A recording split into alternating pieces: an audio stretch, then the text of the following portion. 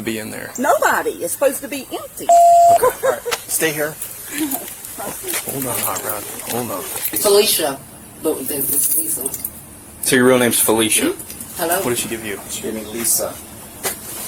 I don't... Because if you want to play this game, I'll lock all of you up and charge you with burglary. How about that? It's getting that And then we'll serious. charge you with all the drugs and shit we found inside. It's You in wanna- Mama. Stand up. What did I do? Turn around. What did I do? What did I Hands do? on your back. Hands behind your back. Don't resist. Do not resist. Do not resist. Record it. You've got a warrant for your arrest. For what?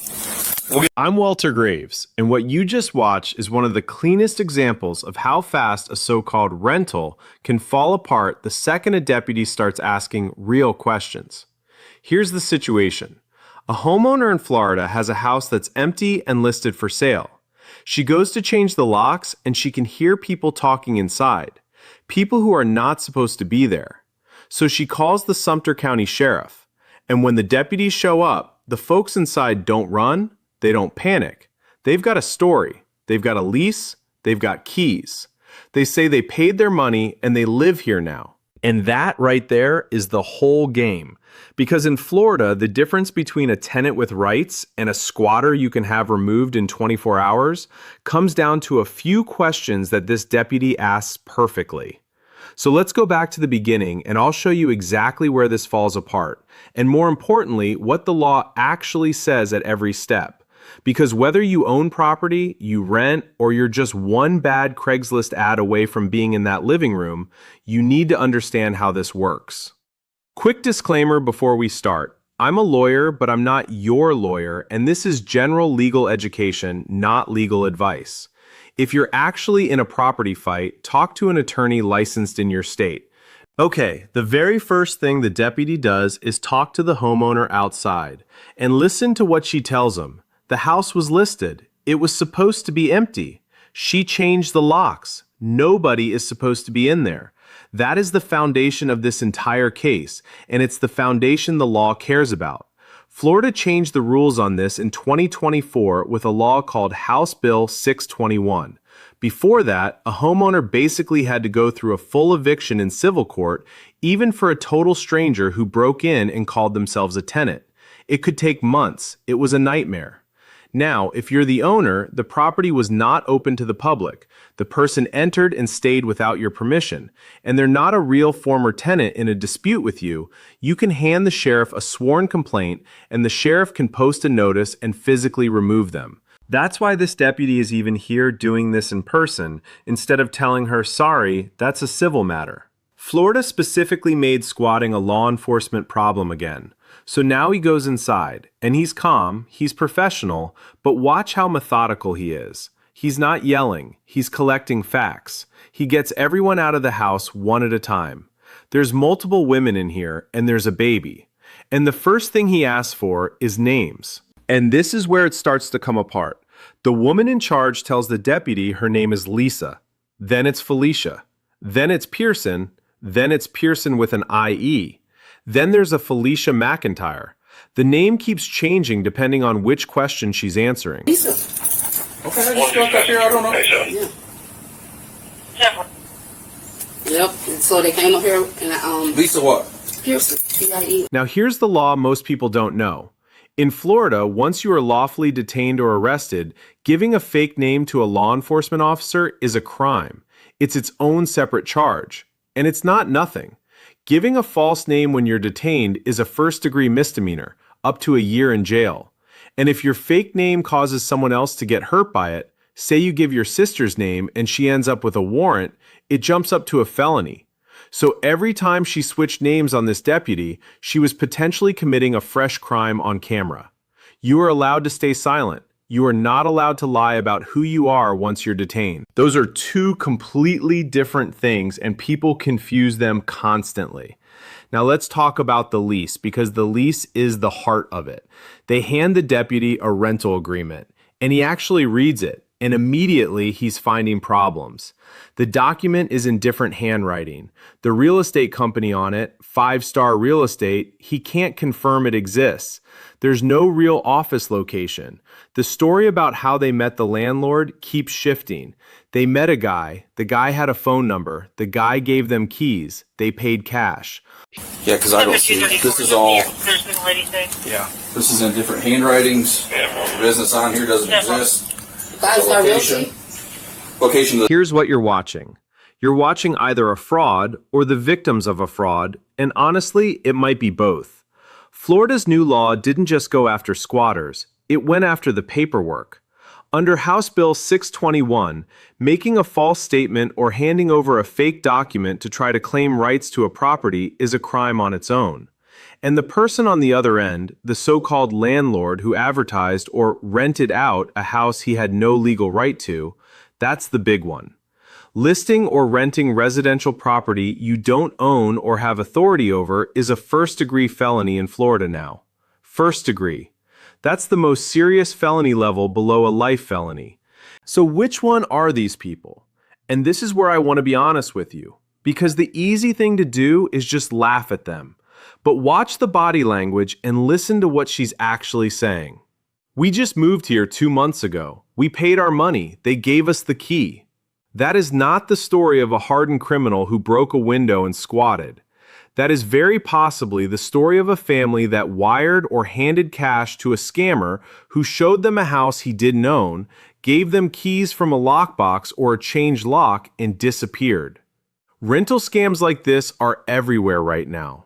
Someone copies a real listing, drops the price, meets you at the house, takes your deposit and first month in cash, hands you keys, and you move into a home that was never theirs to rent. Here's the brutal part of the law, and you need to hear this clearly. At the front door, it does not matter. Whether you're a con artist or a victim of a con artist, if you don't have a real, verifiable right to be in that house, you can be removed. And you can be charged with trespassing or even burglary. The deputy even says it on camera. He tells them, keep playing this game and I'll charge all of you with burglary. Because if you want to play this game, I'll lock all of you up and charge you with burglary. How about that? It's getting that And then we'll charge you with all the drugs and shit we found inside. It's You want to play this game with me? Because I'm the wrong one, I promise. He's not bluffing. In Florida, burglary is entering a dwelling, a building, with the intent to commit an offense inside. Trespass in an occupied or posted structure is its own crime. Your good intentions, your belief that you had a real lease, that becomes a defense you argue later in front of a judge. It is not a shield that keeps the handcuffs off at the scene. And that is the single most expensive misunderstanding in this entire video. Now watch her start to get emotional. She says the deputies are hovering over her, that she's scared, that they came in with guns. And later, the deputy actually addresses that, and I think it's worth pausing on because he handles it the right way. He explains that yes, they came in with firearms drawn because they're walking into an unknown number of people in a house that's supposed to be empty, and they need to make sure everyone gets home safe. And the moment the house was cleared and everyone complied, the guns went back in the holsters. That's the legal standard, by the way. Police use of force, including drawing a weapon, gets judged by whether it was reasonable given what the officer knew at that moment. Unknown people, unknown house, possible burglary in progress. A drawn weapon on entry there is going to be found reasonable almost every time. Being scared is completely human, but I was scared is not by itself a civil rights violation. Then comes the turn. The deputy runs her information and dispatch comes back with something she did not want to hear. There's an active warrant for her arrest out of Marion County, the next county over. The charge on the warrant? Grand theft and a false name charge. You've got a warrant for your arrest, man. For what, sir? Grand theft. What did I Now you're going to steal? stay here away from everybody. What did I steal, sir? Ma'am, that is not up for me to... So now this isn't even really about the house anymore. And listen to her reaction because there's a real lesson buried in it. She keeps demanding, what did I steal? What's the grand theft? And the deputy keeps telling her, correctly, that's not for him to answer. That's between her and Marion County. And he's exactly right. You cannot litigate a warrant at the scene of an arrest. The deputy holding you does not have your file. He didn't sign the warrant. A judge in another county did. Standing on a lawn arguing your innocence to the arresting officer does literally nothing for you except potentially add charges. The place you fight that warrant is in a courtroom with a lawyer in the county that issued it. Full stop. Here's a detail a lot of people miss. At one point, the deputy tells her she's technically not even under arrest yet, that they're confirming the warrant. That's not him being soft. When an officer gets a hit on an out-of-county warrant, there's often a confirmation step. The other agency has to verify the warrant is still active and that they'll come get the person. During that window, you're detained, not formally arrested, but you are absolutely not free to leave. Don't mistake that pause for a chance to walk away. Now the moment everyone clips. He tells her to stand up, turn around, hands behind your back. And she pulls away and starts saying, "What did I do? What did I do?" And he warns her, "Don't resist. Do not resist, or you'll catch another charge." And then dispatch confirms it, and he notes she didn't comply. Put the dog in her lap. Put the dog in her lap. Now. Mama. Stand up. What did I do? Turn around. What did I do? What did I Hands do? on your back. Hands behind your back. Don't resist. Do not resist. Do not resist. Record it. You've got a warrant for your arrest. For what? We'll get to that. What do I have? No. Let me be very clear about Florida law here, because this is where people destroy their own case. In Florida, you do not have the right to physically resist arrest, even if you think the arrest is wrong, as long as the officer is acting in his official capacity. Resisting an officer without violence is its own separate crime. The old idea that you can fight back against an unlawful arrest, that's gone in Florida.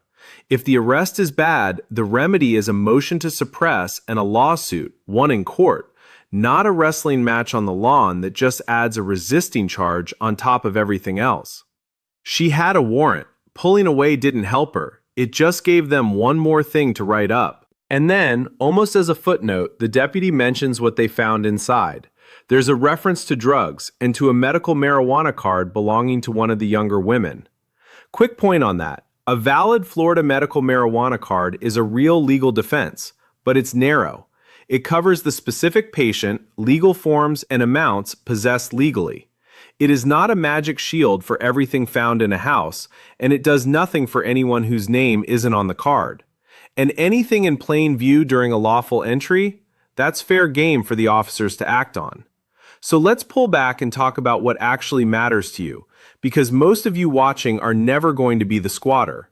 You're going to be the homeowner or the renter or the family that's one slick listing away from being in that living room. So here's how you stay out of this video. If you're renting, verify the landlord before you hand over a single dollar. Pull up the county property appraiser's website, it's free, and check who actually owns that house. The name on the deed should match the person you're signing with or be a company they can prove they control. Use a licensed real estate agent or a real property manager you can look up. Never, ever pay a deposit in cash to someone who's in a hurry and won't let you verify ownership. If the deal feels rushed and the price feels too good, that's not luck, that's the scam. And get everything, the lease, the receipts, the text, in writing. If you're the homeowner with people in your house who don't belong there, do not try to handle it yourself. Don't change the locks while they're inside, don't cut the power, don't get into a confrontation. In Florida, you now have a real tool. You file that sworn complaint with the sheriff under the new law, you let them verify it, and you let them do the removal. That's exactly what this homeowner did, and that's why this ended with deputies in her house instead of a months-long court battle. And here's the honest takeaway, because I'm not going to pretend this had a clean Hollywood ending. Nobody really won here. If those women were running a scam, they're now looking at trespass, burglary, false name charges, and for one of them, a grand theft warrant from another county. And if they were scammed, if some con artist took their cash and handed them keys to a house he didn't own, then they lost their money, they lost their home, and they're still the ones in handcuffs because the law makes them sort it out from the wrong side of the squad car. That's not justice feeling good. That's just the law being the law. The deputy did his job about as cleanly as it gets. He stayed calm, he asked the right questions, he let them talk themselves into a corner, and he never lost the plot.